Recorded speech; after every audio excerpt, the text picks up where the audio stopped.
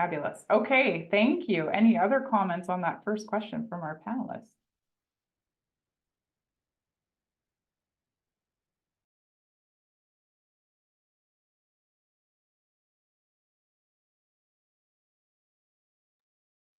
Okay, we will move into our second question. I think one takeaway though for the students here tonight is an understanding that the role you play within these organizations is highly valued, right? You're not just the coffee fetchers. You're not just there to sort of be the assistant or catching things that no one else is able to do, but you're an integral part of the organization, right? So okay, moving on to my second question.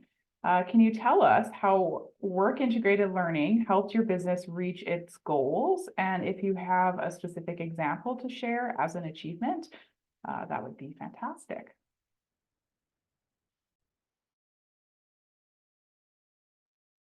I can step in here, Brittany. Amanda again from Volunteer Lethbridge, and I want to recognize that I have a co-op student for Volunteer Lethbridge on this call right now, Noah Bay, who's been with us for the last 6 months or so, I guess, 7 months. So grateful. And so what I would say from the nonprofit sector is that we are, I'm sure this won't be a surprise to anyone, consistently underfunded and under-resourced. And so we have to have like pretty special people that are coming in and willing to work in an organization that we will very frankly say is underfunded and under-resourced. And we all have to be flexible and adaptive and creative, etc. And I'll just put Noah on the spot for one more second, is that I found that with Noah, and in fact Noah has been offered a full-time continuing position with our organization based on grant funding, because I see that from him, and so grateful for that. Brittany, could you repeat the question for me, because it's been a long day and I had something else to add and it's left me. Yeah, absolutely. Can you tell us how work integrated learning helped your business reach its goals? Share a specific example or achievement. Thank you. Okay, so we would actually be quite dead in the water without students coming into the organization, because our capacity is stretched. We only have so much grant funding.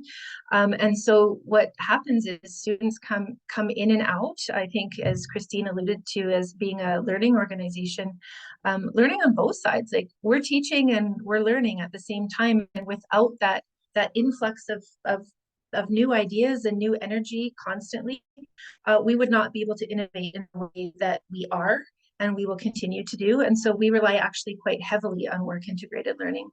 And I'm very happy to give one example of, and I'll leave Noah alone for a second, though there's a million examples I could give about Noah, is last year we had a student through the University of Lethbridge that came in under an advocacy position for the sector. And that was the first time we had ever really played in that area as we approached the provincial election.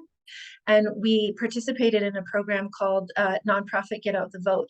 And so for the first time that I'm aware of in Southern Alberta, we had a forum for provincial political candidates that was specifically geared toward how will you support this sector.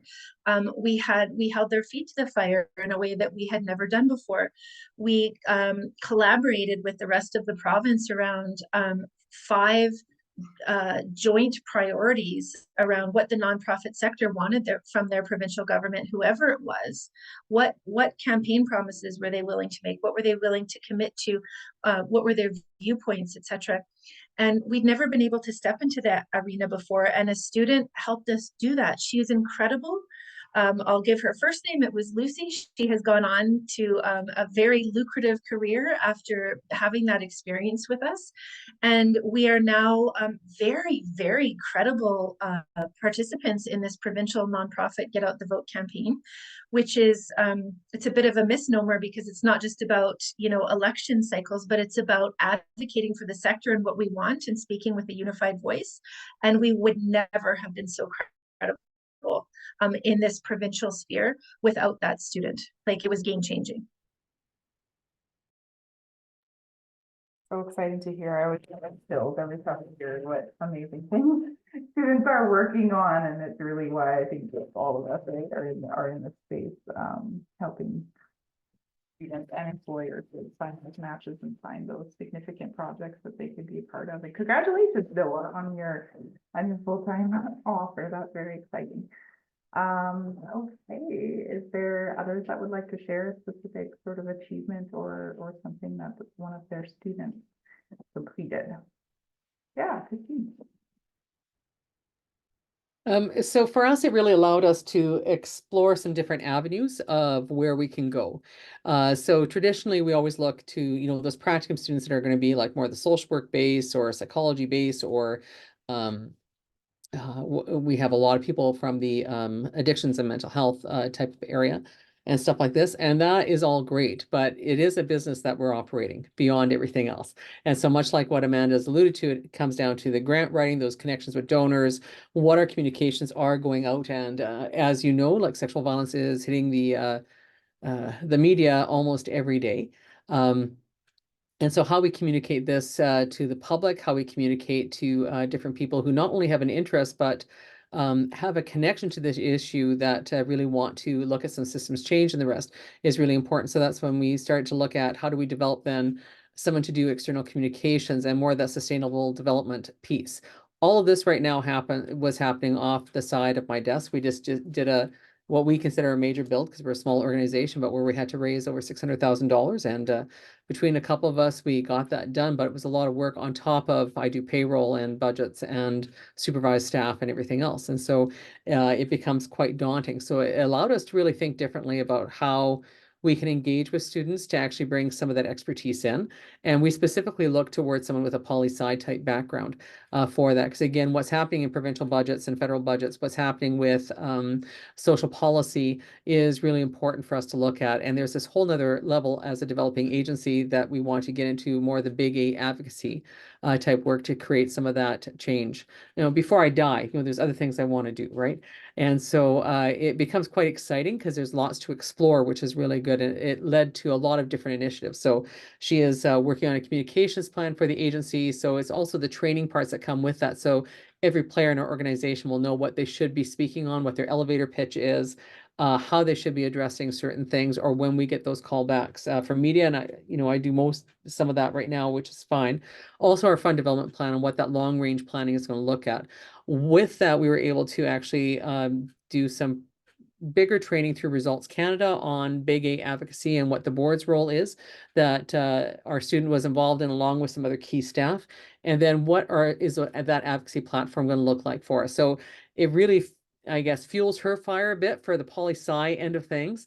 And she's a great connector. So we have a tattoo raffle coming up, just, you know, so some really exciting, different things that are happening that I wouldn't have thought of doing that she's right into. And so the world's your oyster. So it's really great how it's developing and how it's morphing into something else. And she too has been offered already her, I think her co-op ends with us in a few weeks, actually, or at the end of April, but she's already in a full-time position at the end of that'll be sustained after that time. So we're really happy that we got to test drive someone who's fantastic for the position, but is actually creating what that position looks like. So again, it's allowing us to look differently at other positions that we could possibly have for co-op students going down the line as well. And again, looking more from that business perspective. Perfect. Thank you so much, Kristine. I think one of the things to take note too is that, you know, you never know what type of student an organization is looking for, right? So for you, like a poli-sci student, but I don't know if students would necessarily immediately make that connection, right? Between the Chinook Sexual Assault Center and poli-sci, right? And we like finance people too, just so you know, finance, HR people, that's all good. Yeah. We got some in here. Students. Okay, fantastic. Anyone else want to share from our employers?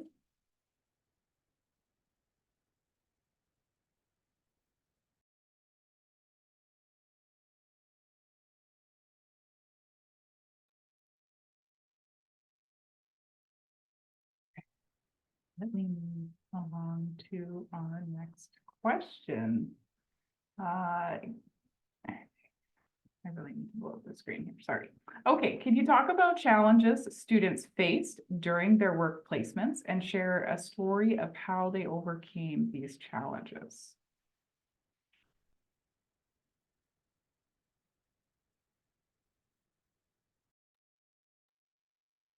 I can jump in on this one. Oh, sorry. Go ahead, Stephen, please.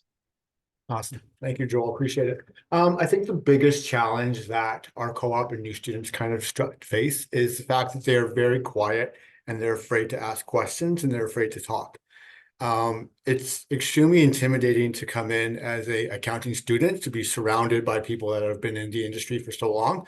I totally understand that, but for us, it's very much, if you aren't asking questions, then you're not learning. And so for us, it's very much pushing the agenda of ask. I think a success story was when I'm always involved in the co-op interviews, and I always kind of, find people that I'll try to keep tabs on kind of after we bring them on board.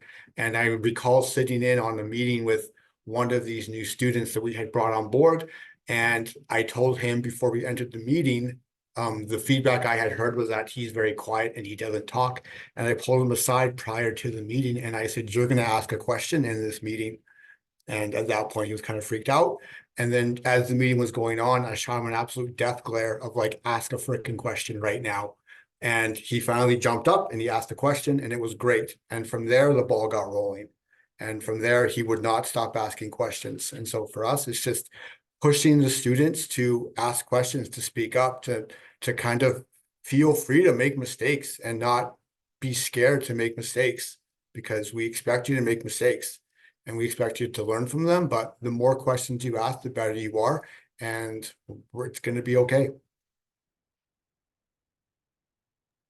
Yeah, absolutely. Thank you, Stephen, so much for that. And I think, yeah, you're right. It's work integrated learning co-op, whatever you're in, it gives the opportunity, right, to have an arena where there's more grace offered, right, to students, because they understand that they're still learning.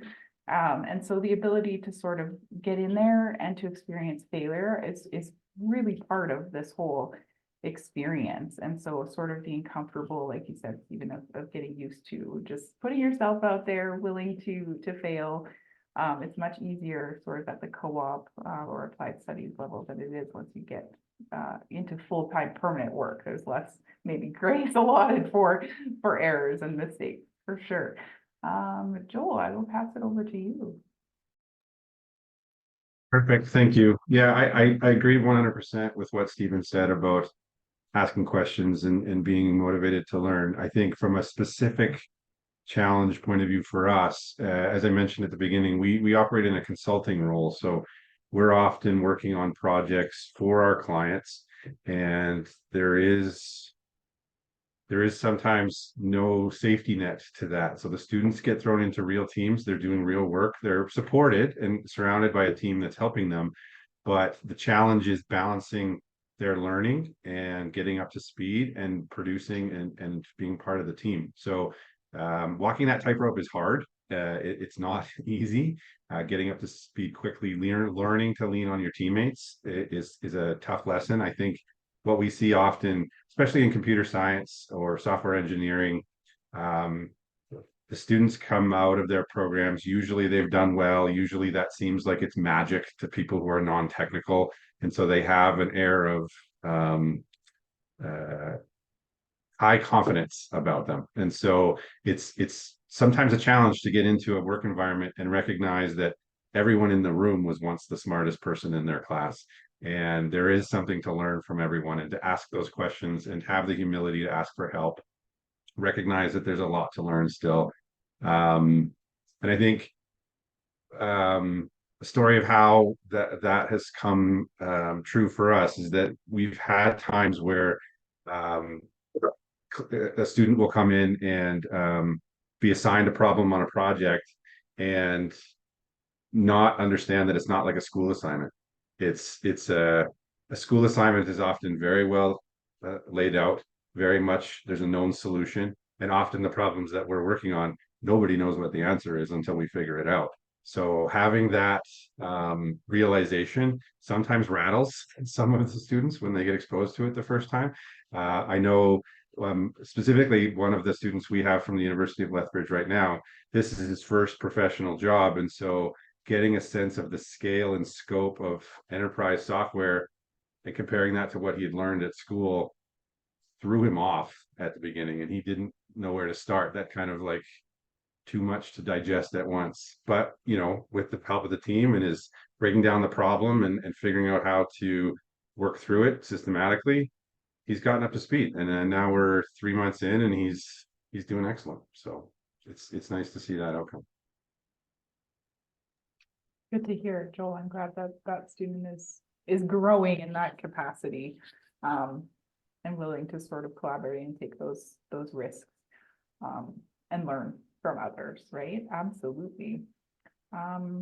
Anyone else on our employer panel? Just a specific challenge. Let me go back to the question here and I'll repeat it.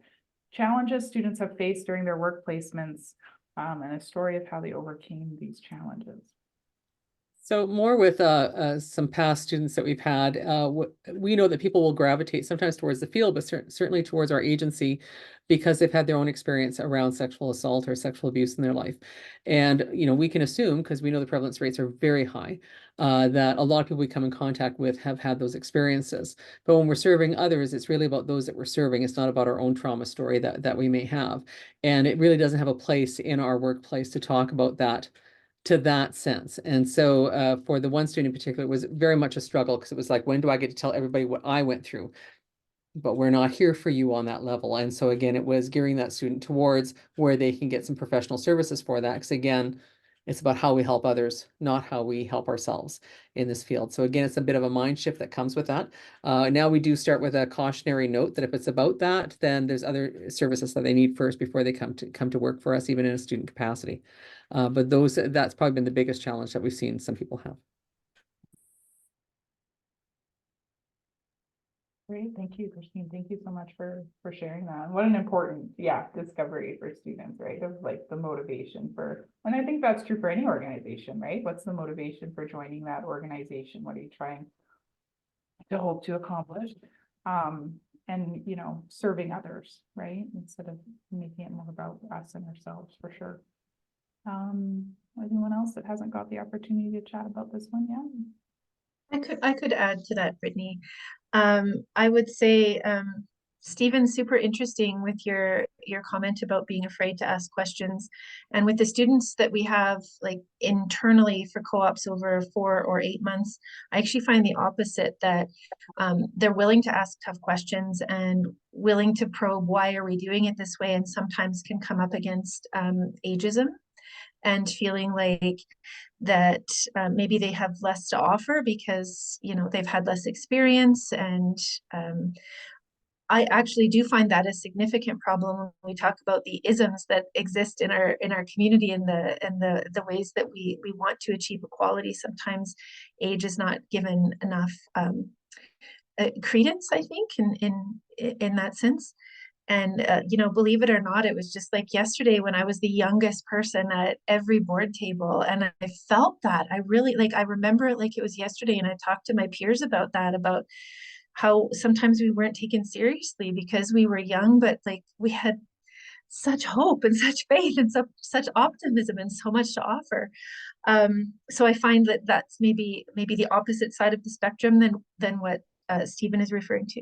The other thing I just want to mention is, you know, we are working with students, not so much at the U of L right now, but through the college where, you know, they're working on a classroom project with us. And so they're not on site, they're not with us regularly, but you know, they're working on a certain outcome for us. And what I find there a particular challenge can be is we're all like in the nonprofit sector. I won't deem to speak for any other, but I can say in our sector that we're stretched pretty thin. And so it's a commitment when an employer takes on a student in any capacity. You're really making a commitment to them. And I have been guilty of this in the past where I've written a check that I can't really cash in terms of keeping up with student questions and in the time frame that are allotted during, you know, a semester, and the answers and the support that one needs to have in a very short amount of time. And so I have learned that over the last X number of years is that I better be willing to commit to being as responsive as possible, and getting back to somebody a week later just won't cut it. And so like I can't tell you a solution for that or a success story, except for maybe the success story that I've learned that, like, don't take it on if you can't handle it. And I think that that is a challenge that sometimes students might bump up against.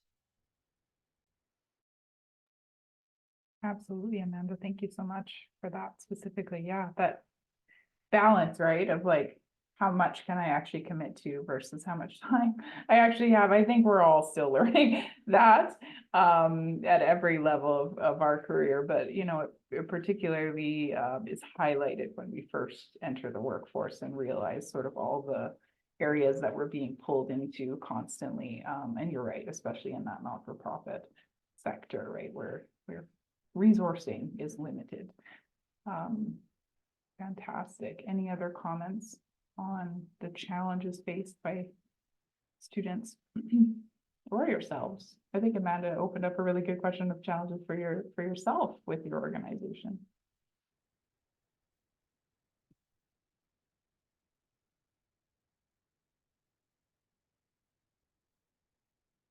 Okay. Before I go to the next question, I'm just gonna like go on my soapbox for a real quick brief moment, but we talked about, you know, students being fearful of maybe speaking up in a meeting or asking questions or engaging for whatever reason, right? Whether it's just shyness or you're not sure that you should really feel like the expert in the room in that moment. And I'll say a couple things about that because one, I'm a little bit more of an introverted individual in meetings, larger meetings.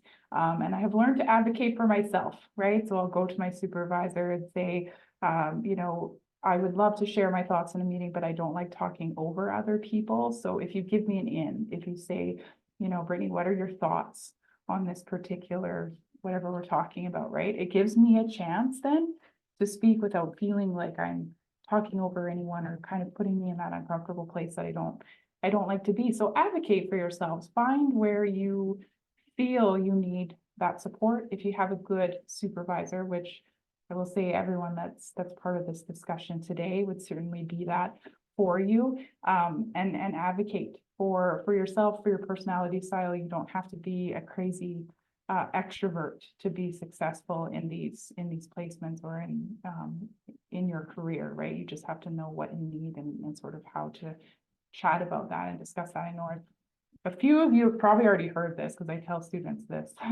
all the time, but and also at the same time, knowing that student feedback is so appreciated. There's a reason why all these employers specifically hire students for that fresh perspective that we were talking about earlier. They want to hear your point of view. So have that confidence in that fact alone. Okay, sorry, I will stop. Okay, next question. From your experiences, what advice would you give to students aiming for success in work integrated learning or really just in their career in general?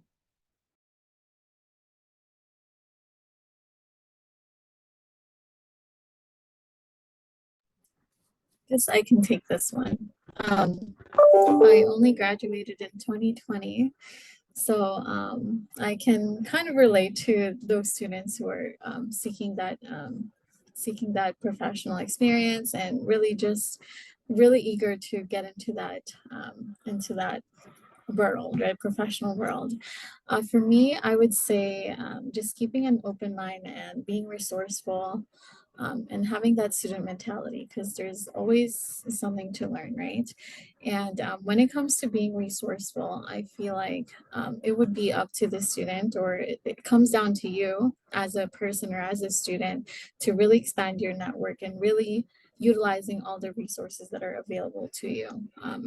For example, like being in a university or a college, I know that now they make it so much easier for students to connect with employers. Something that not a lot of students had the opportunity prior or in the past, but now they really just go above and beyond. So I say to continue expanding your network, really going above and beyond when it comes to researching companies and like one example would be LinkedIn. I became really active on LinkedIn, and that's even how I got my job now. So really connecting with the right people and knowing the right questions to ask. There isn't really a wrong question per se, but you know, as long as you know who to talk to, or being intentional about the questions that you want to ask, right? Or being intentional with why are you connecting with certain people, or why are you initiating these connections? So yeah. Thank you so much for sharing that, Allyana. Absolutely, yeah. Networking is huge. 80% of the job market, you guys, is networking. Okay, so you're doing the first step by being here tonight for sure. Any other employers want to tackle that one? Yes, Stephen. So the question I heard from you, Brittany, was like, what advice would you have for people when they get into their careers? Was that correct? Okay, sorry. First of all, I apologize. I just got braces for the second time in my life, and I sound ridiculous. So please don't judge me for how terrible I sound right now. I do apologize. I'll get over it soon, but I'm just letting you know that right now. I sound silly, and I apologize for that. If it was for me, and if I was going to get, and if I was going to restart my career over again, the first thing that I probably would have done is I probably would have quickly tried to, is that you have to realize that we're not interviewing you, you're interviewing the company. And so you want to really make sure that you find a company that's values align with your values, okay? Because that's what you're looking for, in all honesty, is that you're looking to join a cause. You're not looking for a paycheck, you're looking to join a cause, okay? You want to be able to do your job and go home feeling like you're able to contribute to something bigger than yourselves, okay? That would be the first thing that I would say, is find a company whose values align with yours. And the second big piece of advice that I want to really give to people is that you need to learn how to have uncomfortable conversations, okay? If you need to go to your boss and ask your boss for more time off, or ask your boss for a raise, or ask your boss why your performance review wasn't what you were expecting, you have to learn to have those conversations, because if you don't learn to have them, you're either going to end up fizzling away and leaving that job, or you're going to end up just not standing up for yourself. Okay, so learn to have those uncomfortable conversations, and I guarantee you, you're going to go far. Absolutely. Thank you so much for that, Stephen. Yeah. Getting uncomfortable, which is what I said at the beginning. And look at how many of you turned on your cameras. I'm so proud of you. Yeah, Joel, what would you like to add there?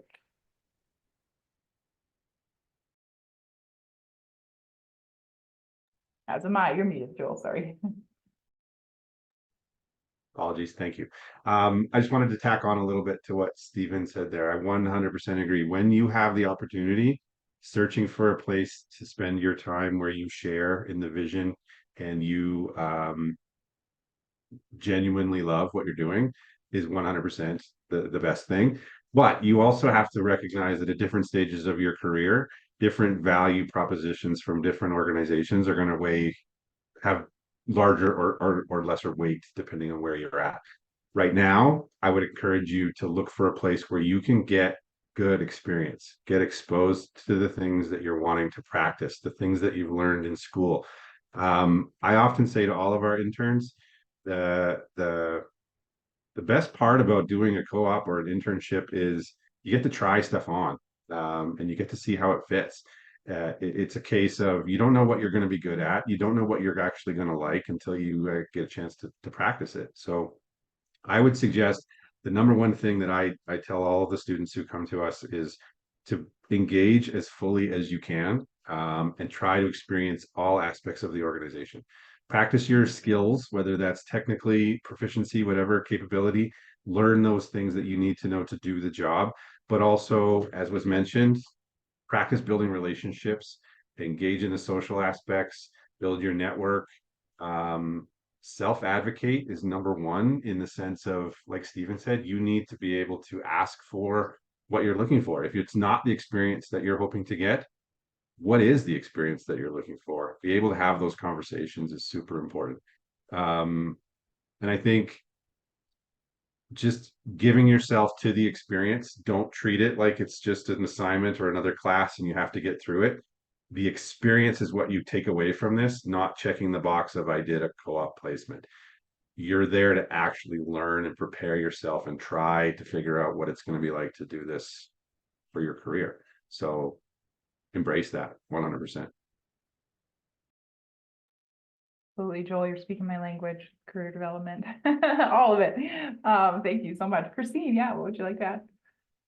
And I would add, both Stephen and Joel were speaking my language as well, because I really think we're committing to a career when we're going into it. And there are different experiences that we get along the journey of our career. It doesn't happen overnight, and it can take years for it to be developed, but there's so many things that you can learn along the way. I really loved what Stephen was talking about, basically researching and interviewing the agency to see that it's a fit for you.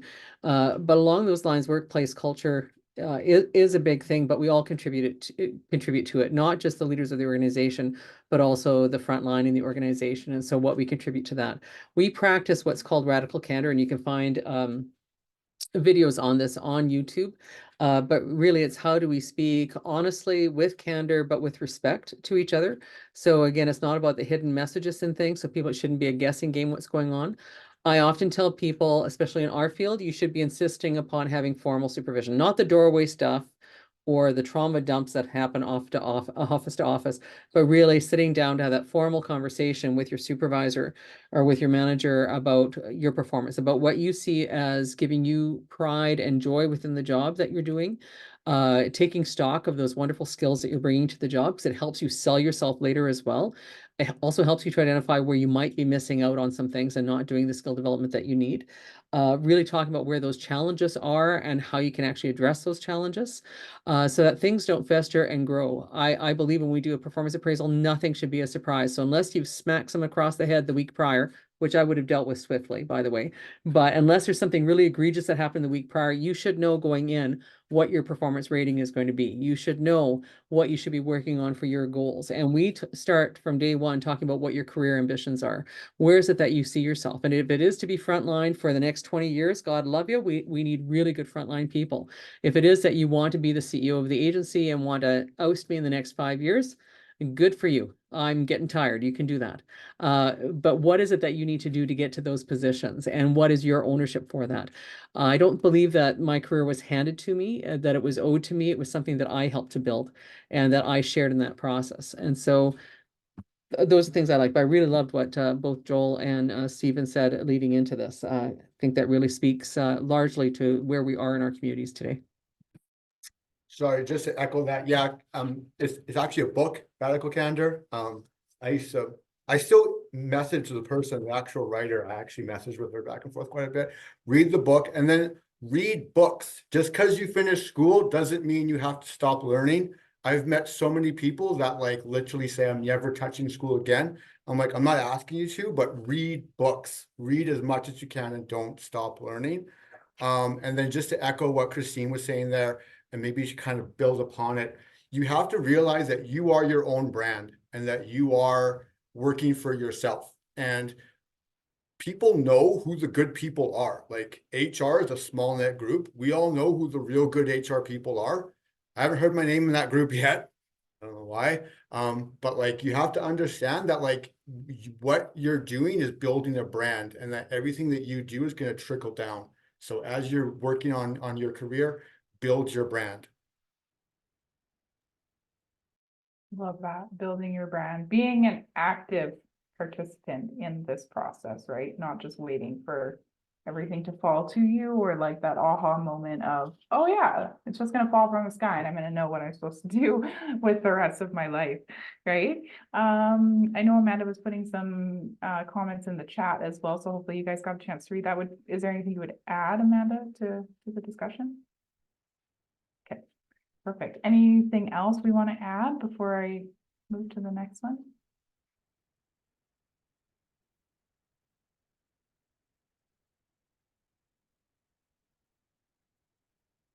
Yeah, Jericho, I think. Now, there's a bunch of questions coming in. So I will say, if I address your question, but I haven't addressed others, it's because some of them kind of come in as a panel discussion. Some of them we can kind of talk about in the moment. Yeah, I love these. Okay, so I don't know, Stephen, if you want to put the name and author of that book specifically in the chat for students. Or if anyone has any other recommendations for reads. Yeah. These are so great. There's gold in here, you guys, tonight, for sure.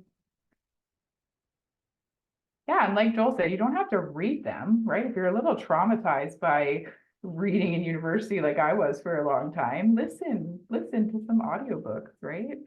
Podcasts, absolutely. Yeah, if there's anything that you guys have from the employers, from books that have been instrumental to you, or audiobooks or podcasts, feel free to put it in the chat as we're going along here. I do have some other questions from students, but I know we have one more just sort of general question that we'll go through first, and then we'll go to the student questions. Oh, I feel like that one, the last one, is a repeat. Students' contribution during work integrated learning helped your organization succeed or grow. I feel like we talked through that one. So let's go to some of the questions that came in specifically to oh, sorry, Joel, go ahead.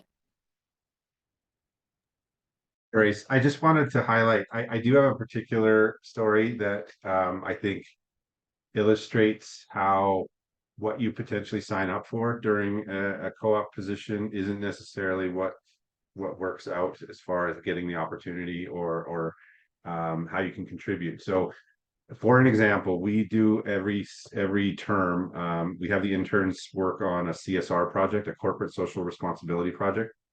And that's the intention is to assign them something that they work together on as a team that's not their core skill set, and it has to give back to the community in some way. And that's literally the only guidance that we give them. So they have to brainstorm an idea, they have to pitch it to the CEO, they have to come up with planning, including budgeting, timelines. So again, not something that a lot of computer programmers are practicing in their curriculum. Then they execute on that plan, and in the end, they have to show what sort of impact it made in the community that they were targeting. So last summer, we had 29 students with us during the summer term, which is quite a bit for a company that's, under 200 people. And it was really stretching my capacity for supervising and mentoring and that kind of thing. So I decided to take 2 interns that were with us for a 16-month placement, and kind of assigned them as the program managers of this project. And so they had to take on ownership of process and reporting and figuring out how to make sure that they were assisting and helping the different groups. We had them broken down into 5 different teams, 1 in Vancouver, 1 in Edmonton, and 3 of them here in Calgary. So charities across different geographies and whatnot that they were interacting with. And I can confidently say that we would not have been able to execute on those 5 projects if not for those 2 students' contribution above and beyond. Like people who we brought in from software engineering, who were now running teams of 25 people together. It was a huge accomplishment and a testament to their ability to learn, adapt, and try new things and figure out what they're good at. Great. I love that, Joel. Yeah, and I think that that's such a piece that I appreciate about Arcurve specifically, is sort of that the above and beyond just the technical pieces that they're working on. Any other employer comments on that specific question before I look at the chat here?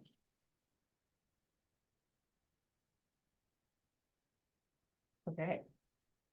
Fabulous. Now, to start, before I actually read any of these out to the employers, does anyone want to share theirs? You can, get on camera and speak directly to the employers and ask your question.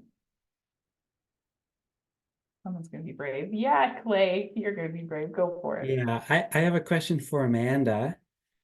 I was wondering if when you work with your nonprofit organizations, if you try and build connections between the organizations, or if you more so just work with them on an individual basis? Both. We try to support organizations with their specific needs, and an example would be an organization who is struggling with succession planning, for instance. We try to provide them with resources that they need to solve that individual problem. But we also have, as one of our major pillars of our strategic plan is convening conversations that matter. And so you'll see us participating in partnerships and activities that can sometimes be led by other organizations, such as the Angel Tree, Christmas Hope, the Cause, or Target Hunger, etc., where it's a number of agencies coming together. We also lead the Lethbridge Helping Organizations Coalition, where during COVID we came together during those times to try to be collectively answer big questions like poverty reduction or hunger relief in a time of lockdown, etc. And how do you do that? How do you take advantage of the great grant opportunities that were coming forward during COVID around food security? That have now dribbled out past COVID to say, like, wow, that worked really well, that we collaborated to such a greater degree, and we should keep this going. And so we do meet monthly, that group still, to talk about what's going on with parenting in our community, what's going on with transportation, and how we better integrate.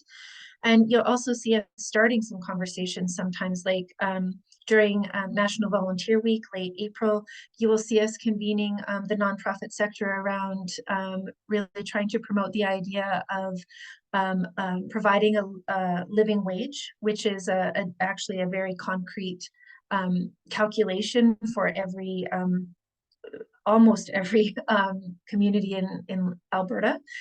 To say, like in Lethbridge right now, it's $21.30 an hour. Well, I can tell you that I know that many of the nonprofit organizations that we're working with right now are not paying $21.30 an hour to their frontline workers, for instance. So how do we convene that conversation to help lift all of us? And how do we practically do this? Like, how do we convey to grantors the importance of doing this and not undervalue ourselves in fear of losing out on that grant opportunity, for instance? So if we're all speaking a common language, it's harder for a grant or a foundation, etc., to say no. So you'll see us convening those conversations that we see need to be brought to the fore, and that there's really not another organization in Lethbridge to convene those conversations for the sector. So you'll see us in all of those fields, and I hope that answers your question, and you'll let me know if not. No, that was fantastic. Thank you. Thanks, Clay. Thanks for being the guinea pig and going first. Noah. Yeah, nice to see everybody here. I just first want to comment on what Joel, Stephen, and Kristine said about a lot of the leadership and workplace teamwork and communication. My co-op coordinator is also in here, Chelsea. And she knows as well as anyone that we've had many conversations around leadership and workplace culture and teamwork and communication. So it's quite nice to hear that my thought processes and all that kind of stuff are validated in that sense, that it is something employers are looking for. But I digress. So to answer the question, I'm going to selfishly ask something pertaining to volunteering. So to the employers, as employers, do you see volunteering as a valuable asset for an employee to have when coming to your organization? Why or why not? And then the second portion, a little bit to what Abdella mentioned there in the chat. What are the most valuable human skills you look for in employees or aspiring students who are ready to start their job hunt? I can jump in on that one. Volunteering stands out only if it's done out of passion or genuine caring. People who put volunteering on their resume because they're supposed to, and they've done something that they don't necessarily really believe in, it comes across. So I think we're looking for people who are passionate about what they're doing, and for people who are looking for ways to genuinely give back. And that usually is easy to tell because they've stuck with it, they've persisted, they've focused on the problem solving aspect of what they're trying to achieve. But I wouldn't say it's a requirement, other than just illustrating the type of character that you have. To answer the second part of your question, for us, especially for people coming into their careers, we like to focus on your adjectives as opposed to your skills, is the way that I generally put it. I think soft skills tends to get oversold, in the sense that everyone needs to be able to communicate. Everything that you do nowadays is in a team. And so that's just part of being a functioning human, I think, in a lot of cases. But when I ask students to describe themselves, they very rarely say a list of their skills. They very rarely say, I'm a great C# coder. They say, I'm a hard worker, I'm a team player, I'm a good communicator. And these are the things that I would say are your adjectives. So they're core characteristics that demonstrate your capability and are probably better green flags for us for your future capacity than what you're capable of doing right now. So we're looking for passion, curiosity, ability to learn, collaboration, clear communication, active listening. All of these types of things are better indicators to us than the skills you're coming out of school with. We're going to have to teach you those skills regardless. Now, obviously, having as many of those things as possible is better, but I would focus on character as opposed to skill accumulation at this stage.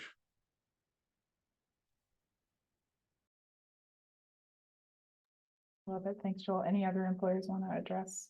Yeah. Oh, sorry, before we move on to Christy, any other? Well, I better, given that I work for Volunteer Lethbridge, right? But actually, I'm sorry if I see hands up now and I think I've usurped. Do you want me to step back?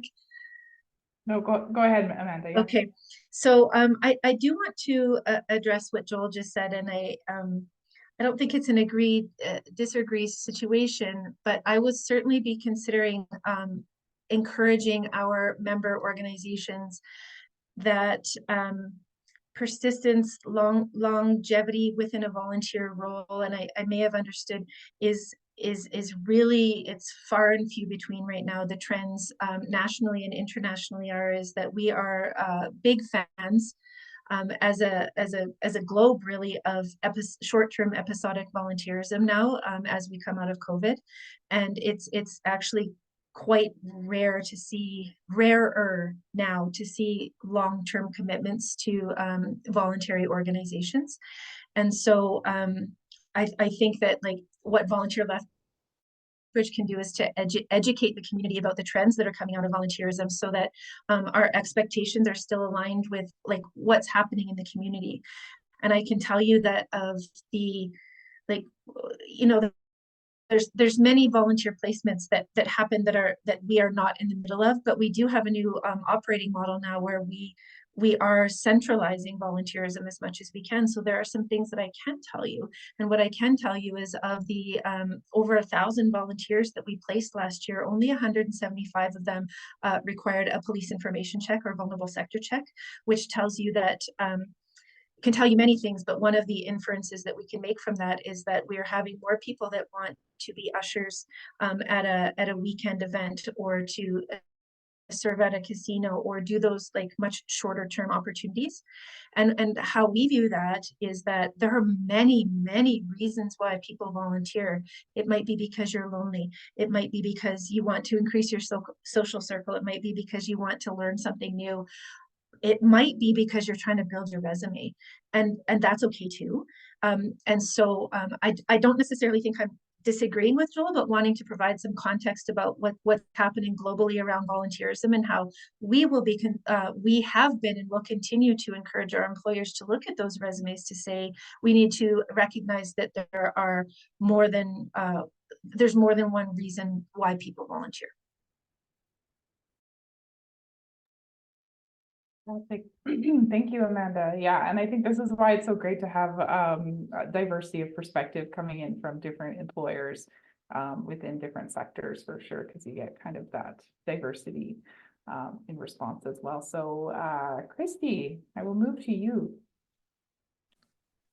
Hi, I have kind of a general question. I'm in the sciences, so it's not going to be specific to any of the employers here, but I'm just wondering, because I'm actively job searching now, I'm graduating right away. And of course, looking for jobs now is all about LinkedIn and Indeed. And, you know, when you apply, there's like, I've seen as many as 200 or 300 applications received, like that have been put in, just say through LinkedIn. I'm wondering, how do you go through those? Like, how do you narrow people down for even just to get to the stages of interviews? What would make something stand out to you out of 100 applications that would make you want to interview that person? Just as someone who's gotten very few even responses, and I think it's just the sheer volume that they're getting due to the online platforms now. Yeah, I would agree with that. I would say 100%. Do not take it personally. It is impossible and unfortunately not realistic for employers to get back to every candidate. It just doesn't work. Lots of companies use automated tools to filter based upon keywords and whatnot. I know we avoid that because we want to look for personal touches. And the things that generally stand out are things that differentiate you from your classmates. I often say to students, like, take a look around the room. Everyone in here has done kind of the same classes, worked with the same profs, generally gotten the same set of marks. So what differentiates you from the people beside you? If nothing, then it just becomes a bit of a, unfortunately, luck of the draw. But I think there are ways that you can separate yourself and find ways to demonstrate who you are and what you're bringing to the table. So if you're looking at a specific company and knowing a bit about them, what do they value? What are their value system? As Stephen mentioned earlier, how can you demonstrate that those things are in common? We look for practical application of the things that you've learned and an opportunity to have practiced them in some sort of real world scenario. So whether that's through volunteering, whether that's through club work, whether that's through other extracurriculars. For programming, there's these things called hackathons where people get together and they just practice building stuff. Any kind of practice of your academic skills sets you apart in our eyes. Any sort of community engagement, because that's a core value for us, is something that will stand out. I think off the top of my head, those are generally the things that we filter new grads on, essentially. Go for it, Kristine. So yeah, much like Joel, we go through all of them, and I think the most we've gotten for one application is about 75 resumes, so not the 300. We like a lot of places in HR, you'll have a set of metrics that you'll look at and a scoring system. And sometimes I'd wish we don't get it with the names on it even, and don't add your picture on it. I don't know why people start adding pictures on resumes again, because there's lots of things we aren't supposed to know in HR when we're doing HR work. I always tell people, honestly, if you're BSing me on the resume, you aren't even going to get in the door. So be specific about the dates and stuff, because I do look at that and I do have a right to go through that resume and to really do some spot checks. And there are times I do that. We work in a field where, we don't want people to be indiscriminate about certain things, because we're dealing with some of the most vulnerable in our society that have already had the most egregious things happen to their lives. Keep those relationships that you have. So if you did do a work integrated learning project, really keep contact with the people that you worked with, because they can be some of your best references, and they can be your best connections to other jobs.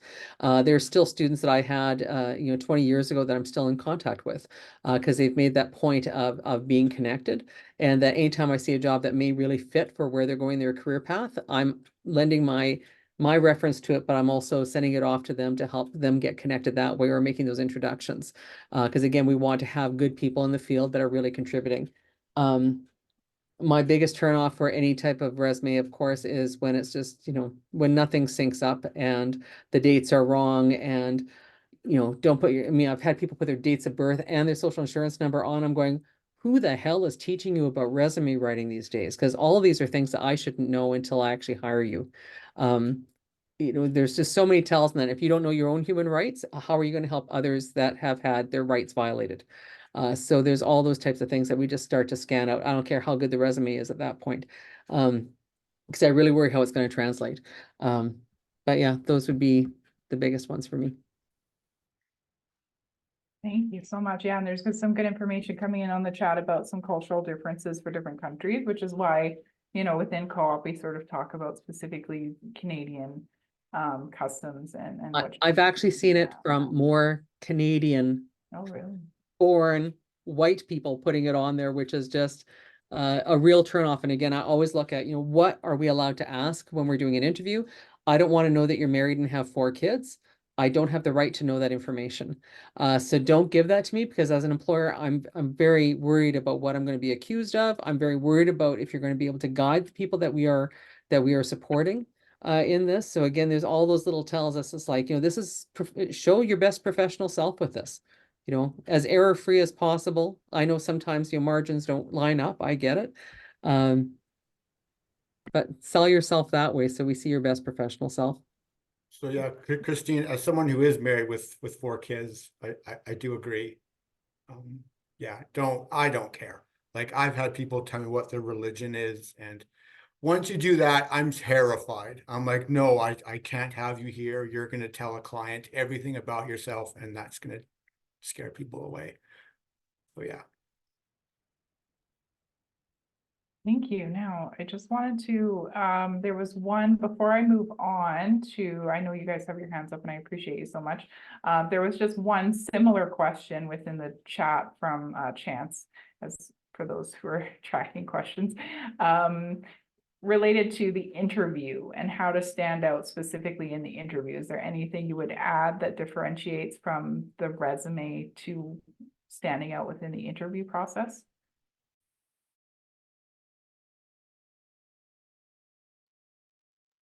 I would say Building that upon- go ahead. Sorry, please, no, feel free. It'll be quick. I think one of the most pivotal jobs that I had post-graduation, I was told that I got the job because I took time to think. When I was asked questions in the interview, I took a thoughtful pause and made sure that I gathered my thoughts before I answered the questions. It's easy when you're nervous to rush into things, and it comes out as a bit of a spew, and I think we've all done that, and some of us have been on the interview side and heard that. But to have an employer that was, again, a pivotal position for me in my career, to tell me that's why I was successful, was really meaningful. And that now, because of that, I look for the same thing when I'm on the other side of the desk.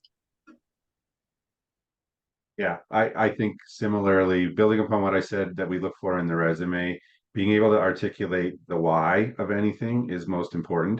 And being thoughtful about how you're responding, like thinking about it, not rushing into it, as Amanda said, 100%. I also think being able to participate in more of a conversation as opposed to just waiting for questions to be asked.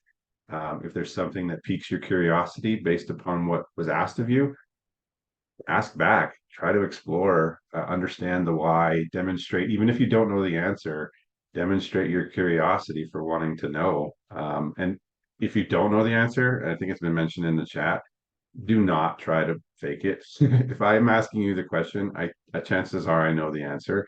So just be open and honest and say, you don't know the answer to that, but this is maybe what I would do to find out, or can you explain it to me and how it fits into what we're talking about, kind of thing. Engage in a conversation. Don't just be there to participate in a quiz show. Absolutely. Thank you so much. In the sake of time, because I know our students they have so many good questions. Krishel, we'll move on to you to ask your question. Thank you. My question is actually specifically for Joel, but I welcome answers from the rest of the panel as well. Of course, I searched everybody on the panel up on LinkedIn, and I noticed that you have a bachelor's in zoology, but of course you worked primarily in tech. So I'm just wondering if you have any advice on breaking into an industry that you don't necessarily have a degree in, or transitioning from one industry to another. Yeah, that's a good question. It is an uncommon pathway for at least the tech industry. I think it goes back to what I said about embracing the internship and trying things on. I have made a career out of seizing the opportunity, being prepared for something that's come along, and just giving my best at trying to figure that out. So I did get some education in computer science. It's not like I completely just figured it out on my own by any stretch of the imagination.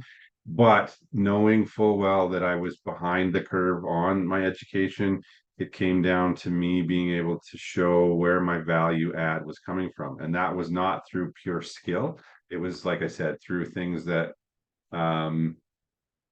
compounded my ability by, being better with the team, being able to relate to clients. I think having life perspective and recognizing those transferable skills is very important in making that switch.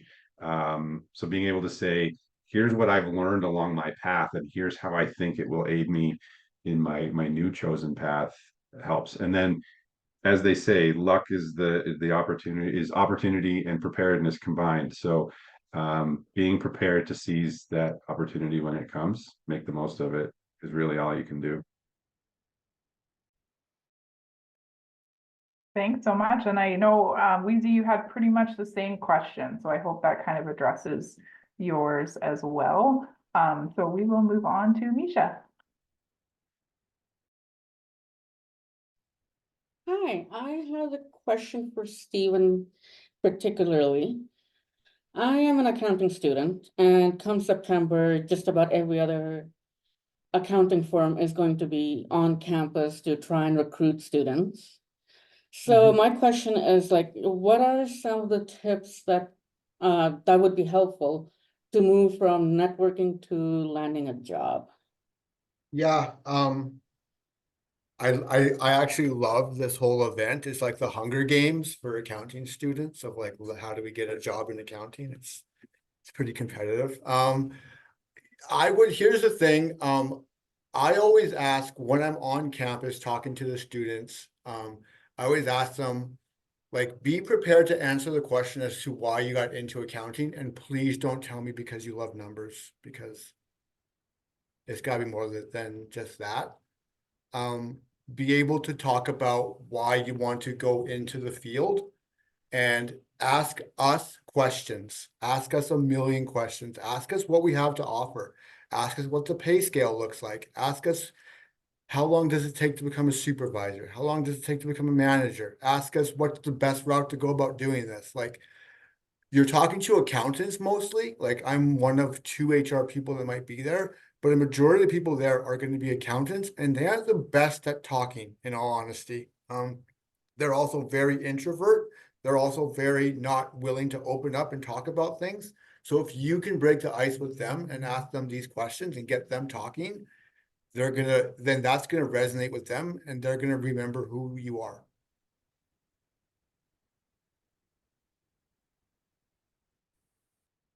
Love that. Thank you. Okay, I'm just going through the chat. If you haven't had your question addressed yet, because I've somehow missed you, please raise your hand and get uncomfortable here and ask your question directly, because I'm trying to get through everybody, but there's quite a bit going on in the chat. So I just want to make sure everyone has an opportunity to ask their question.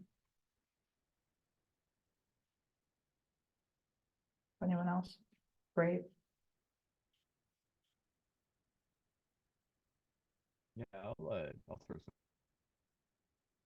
Oh yeah, go for it, Chance. Oh, Chance is having some trouble, I think, with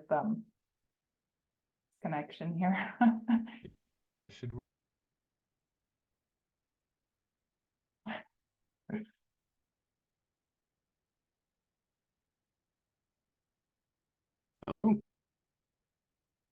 Oh. Okay, we'll give you a chance to sort it out. Chance, we'll come back to you. I'm sorry, I'm going to totally mispronounce your name. Suvir? Yep. You said it right. It's all good. My question is almost to everybody. Like, it's mostly, how do you guys help new students that are coming into workforce, like make or help develop a work-life balance? Because most of us, it's their first job. Everybody's intimidated of going to workplace full-time and leaving school behind. How do you help everybody maintain that balance, or how do you like help them out overall?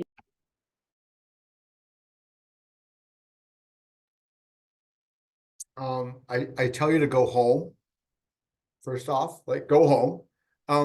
Some of the best advice I ever got was from a mentor of mine who told me, he said, you got here by working hard. He's like, if you think you're going to succeed in this role by working hard, you're not going to succeed. He's like, hard work doesn't impress me. And he was right. He's like, I want you to be able to be so efficient that you can get your work done in 8 hours a day. And if something happened that made you work longer than 8 hours a day, then something wrong happened, and I expect you to fix it. And so he said, I want people to want your job because you come in at 8 and you leave at 4:30 and you do your job well. He's like, nobody wants that person's job that works 14-hour days, 12-hour days. Nobody wants that person's job. And you might think that you're impressing someone, and you might think that you're doing a great job by working so hard. You're not. You're doing yourself a huge disservice. And we understand that here at Avail is something that we push really hard. We know that we have to push at certain times, and that's tax season, right? Obviously. But we also know that when it's not tax season, that people need a break, and we strongly encourage folks to go home, work from home today, like take a break, take the day off, because we understand that. I mean, you can't buy back your time. That's the thing. Like in the end, you're gonna retire. And I guarantee you, you won't look back at your career and say, I should have worked longer hours. And we understand that here.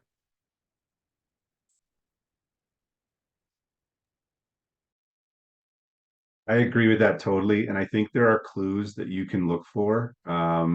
That's culture, right? People often mistake culture for perks, and culture is actually the way that you behave. And I think you want to find an organization that demonstrates the balance that you are looking for. Some people want to work in an industry where it's nonstop, and whether that's crazy finance bros or I'm sure the nonprofit people on here will tell you that it's more of a lifestyle than a job sometimes. But you need to find cues within the organization that demonstrate an alignment of that value. So if you're getting emails from your recruiter in the middle of the night or at midnight, that's an indication that they're doing their job off hours and maybe not a good work-life balance.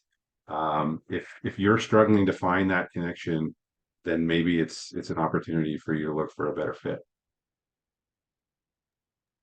I can say from the human services field, we used to be really bad for, the only good workers were the ones that were given it 24/7 and following that client around and whatever else. I think it's the younger generation that taught us how to do things much better in a much better way. And we started to take our own health very seriously in the field. And really, it's only in the last 15 years that we really talked about trauma and the impact of trauma on folks. And the impact of trauma on ourselves. So the secondary trauma piece. And so it really is much more of a culture now that we expect that life balance to happen. Now, I am the type who does send some emails on the weekend, but then I flex my time a bit. I can rationalize why I'm doing it. I don't expect people to respond back to me though. So for the staff, it really is an expectation that they just do their time and go home, that there's flexibility. If we needed to do an event or a session on someplace we had primary care that we were doing some work with on the weekend, they get a day off in lieu for that to use at their discretion. So we have a nice 4-day weekend. They take a 5-day weekend instead, all those types of things. So I think it's really becoming more standard practice from what I'm seeing in the human services field as well. That's the expectation that people take care of themselves. Thank you, all of you. Thank you so much. And I think I'm having trouble reaching Chance in the chat, but I know we addressed your question, Chance, but I think it was right when your internet cut out. We're recording this, so I will make sure you get the recording so that you know what the answer was to your question. I will move to Nafidi, is that right? Awesome. Yeah, thank you so much. Thank you so much to all the panelists. I really love the discussion so far. My question is, sorry, how do you might just have to move a little closer to the mic. It's a little hard to hear you. Can you hear me now? Awesome, thank you. My question is, how do you stay motivated on the job? And the other part of the question is, for a job that's more emotionally and logically demanding, how do you also stay motivated? And to the part of efficiency, how, some practical steps to actually build that efficient self. You don't want to, I believe I don't want to like just get into the job, and that's when I start, finding techniques to be efficient. So what are some techniques you can start with, especially, someone who's almost done with their degree, because I believe the school environment is quite different from the work environment. So what are some things where you look back and be like, okay, these are some tricks I should have taken up, right in my academic journey.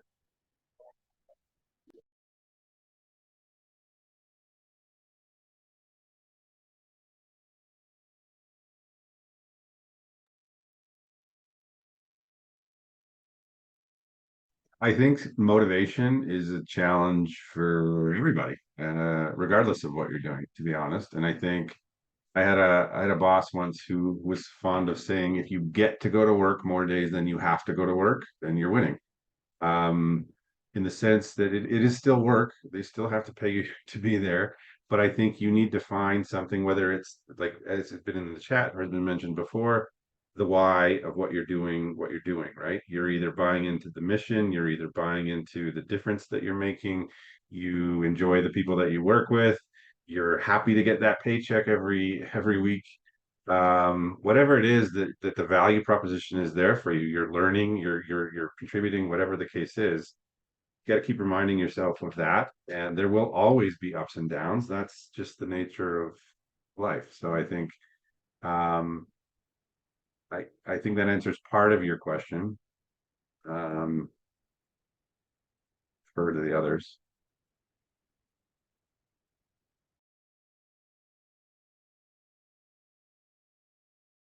So I might have missed part of the question that you were asking. Just it wasn't clear on my audio. Again, I agree with what Joel is saying, because there are ups and downs in any job that we have. I mean, I stress about money because budgets are my thing. I stress about if staff are always doing what they need to do, because again, if we have a misstep at work, it can be a pretty bad thing to have happen. But for myself, I stayed in this career and in the charitable sector this entire time because I really believe in the work that we're doing. I really have a drive. It is a mission passion for me to do this type of work. And so it's again finding that place where this is something that's going to drive you and and fuel that fire for you. And what we don't find within the job, sometimes we find in other places, or we create. And that's one of the things I love about the charitable sector, is because, you have to be the mother of invention quite often, is that we get to create so many different things that just didn't exist before, that we're the drivers for a lot of social policy in the world, which is really cool stuff to get involved in. So there's so many different levels. So even when Amanda's talking about even some of the political stuff that's happening within the not-for-profit sector, and that's been driven by Volunteer Lethbridge when it comes to, hosting the debates and things like this. This isn't something that when we entered the field that we thought as social workers we would be doing. But it's really cool that we're in that space now to be able to do that. So there's just so many of the things that help to drive that, and that keeps us motivated. And yes, and I really love that quote, I get to go to work more than what I have to go to work. I love that. For me, there's still those days when it's really hard to go in. And when you have a real big crisis that's happened and it's draining, and it's not just working with people, maybe it's something from your board that's happened. It does get hard to face that every day. But at the end, it's another badge that I get to wear, that I know how to deal with that the next time it comes around. So again, it's all about building those skills and building that muscle mass as we're going forward. So, we learn what to do and what not to do. My most hated thing is when I hear a staff say it was a good refresher course. Everything we do, we can learn from either what to do or what not to do. So they better be a takeaway that comes with that. And how do we create learners? Those are some of the things that we look for. And so, yeah, we just never stop. There's lots out there to explore. Lots of fun.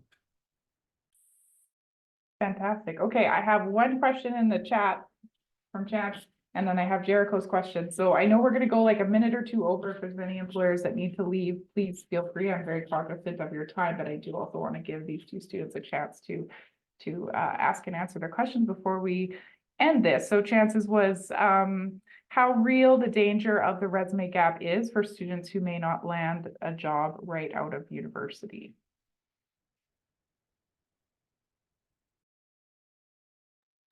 I think it depends on the field, because some of them, I mean, it goes back, we look at anything technology based, I would imagine that it's like light years if you miss, a year in the field.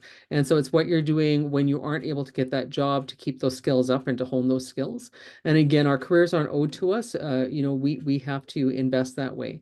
And even when it comes to social work, then we're looking at, are you volunteering someplace? Are you at least trying to get a part-time job where you're getting some of that frontline experience? And it may not be the dream job that you want, like working for me, of course, would be the dream job, but maybe it's a different job because you're still going to hone some skills. You're still going to make those contacts. You're still going to be helping people. You're still going to be, taking your what you have learned in school to put it into practice. And so those are all the things that we look for. We're building that. And sometimes it's legitimate that you just have to have that year break. COVID was horrible for people. Even practicums and those work placements pretty much ended for people. And so then what? There was this real gap in that. And I think as employers, we're pretty forgiving around that, but it's what you're investing in yourself to get that going and how you can make those connections that really makes that difference. So again, I think it does depend on the industry because sometimes those skills become or what you studied in school is now obsolete within a year or two when it's technology based or design based, right? Absolutely. Thank you so much. And I know that there's more coming in the chat as well, to give Jericho a chance to ask his question. If you have anything else to comment from the employer's perspective on just that resume gap piece, please feel free to put it in the chat. And I will let Jericho ask you a question. Hello. I've been quiet this whole time because I didn't know what to really ask, but I thought this could ask me earlier on. But my question is, I'm sure you've heard it many times, but it hasn't really been answered too clearly. But what is the typical working environments for since you guys are all in different sectors, if you could give a very brief explanation of what your working environment / culture is for your co-op students in your company. And additionally, could you elaborate, is there various growth opportunities built within your companies like trainings, learning initiatives, further skill development, yada, yada, yada?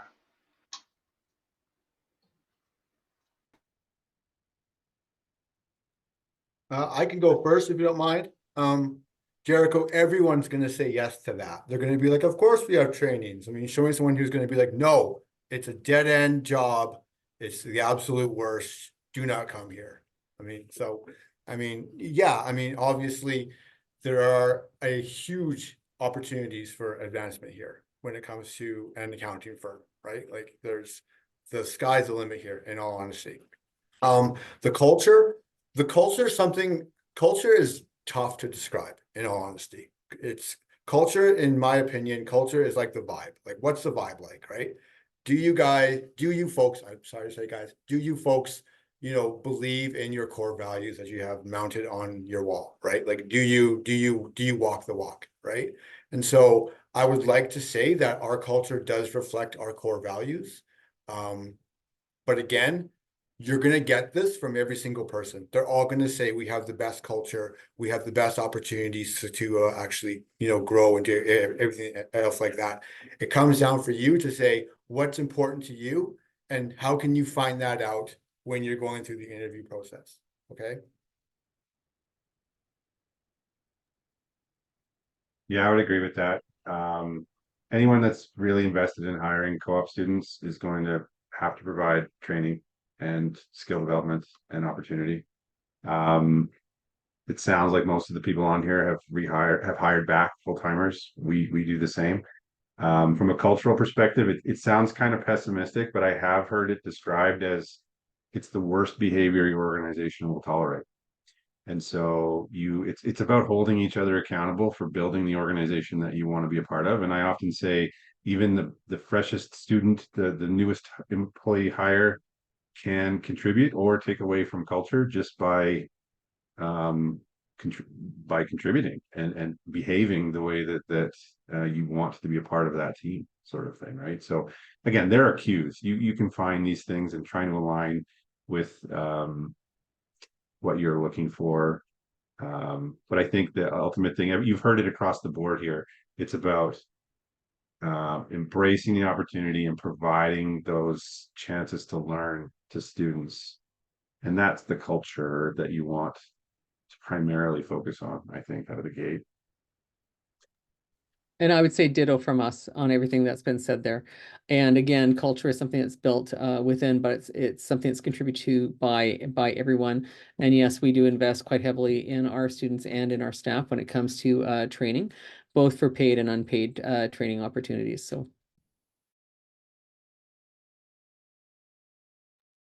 Fantastic, thank you. And I know some people have to head out and that's totally fine. Noah, go for it and then we'll call it quits after Noah. Sounds good. This is just a bit of a shout out to follow up like the culture and stuff like that and expansion and growth. This is a shout out to Amanda personally. It's my turn to return the favor. I first started out as the youth volunteer coordinator, and Amanda knows that my background is in human resources. And upon hiring me full-time to an operations coordinator, Amanda was very, very accommodating of giving me more of a role and responsibility that caters to human resources. And the kicker is, well, one, I have conversations with Amanda, and she learned that I love HR, but two, I just asked. And having that relationship with Amanda and the culture that she has pushed forward at VL has allowed me that growth and to start to actually work in human resources to an extent of getting that practice as extremely valuable for myself moving forward. So never be afraid to ask your employer for that growth, for that opportunity. And I'm sure the employers here can speak to this, that is seen as an asset to your character, that you're willing to learn and grow. He negotiated hard, by the way, and he came out, both of us won from that. So he wasn't afraid to ask for what he wanted. So thanks, Noah. Fantastic. Fantastic. Well, I know we're over time and I sure appreciate all of you coming. I'm certainly proud of our students tonight for asking such insightful, great questions and participating and going out of your comfort zone. And of course, a very special thanks to our employer partners that have taken their personal time, like we talked about at the beginning, their personal time tonight for you guys to learn from them. And I hope that you got a wealth of information. I think there were tons of amazing little nuggets here tonight. And thank you all for taking part in this employer panel to celebrate Work Integrated Learning Month nationally, but specifically here at the University of Lethbridge. So I'll stay on the call till the very end in case anyone has any lingering questions. But I sure appreciate all of you for attending tonight and for bearing with me as I didn't cough that much. I'm proud of myself. Thank you. Thank you, Brittany. Nice to meet you, everyone. Yeah. Thank you so much. Thank you, everyone. Bye, everyone. Thank you. Have a great night. Yes, thank you. Bye now.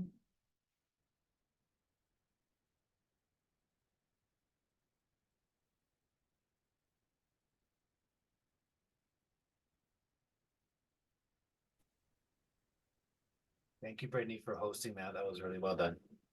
Thanks, Joe. Thanks for coming. Yeah. For Yeah, filling thank you the very room, much you guys. Thank you for hosting this. This was very informative. Where can I get the recording? How do I get access to it? That's a good question, Brent. I'll figure that out. I'll send it to you. Okay, I feel like I did not take enough notes, but okay. I just Yeah, thought I would know ask. there's so much to take in. So yeah, I recorded it. It's being placed somewhere in the cloud as we speak. It's not my forte for the cloud specifically. So I'll figure out how to get it off there and send it to you for sure. Okay, awesome. Thank you. Okay, have a great night, everyone. Yeah, you too. Everyone that's still Thanks, here. Bye. Perfect. That was awesome. Yeah, that's okay. Bree's on the line. Is Bree still there? Hey, Bree. Hello? Maybe she had to walk away. It's okay. We can keep her. Bye, Bree. I didn't want to do this. Okay. I don't want to report her. There we go. Awesome. Okay, well, thank you guys for being there. I don't think all the students had the opportunity to ask a question just because there were so many of them and so little time. So I don't know if we necessarily want to say, hey, you didn't ask questions, you didn't get. Oh, yeah. I know I told my students to submit a reflection of what they thought of the answer. So I know one of them, their question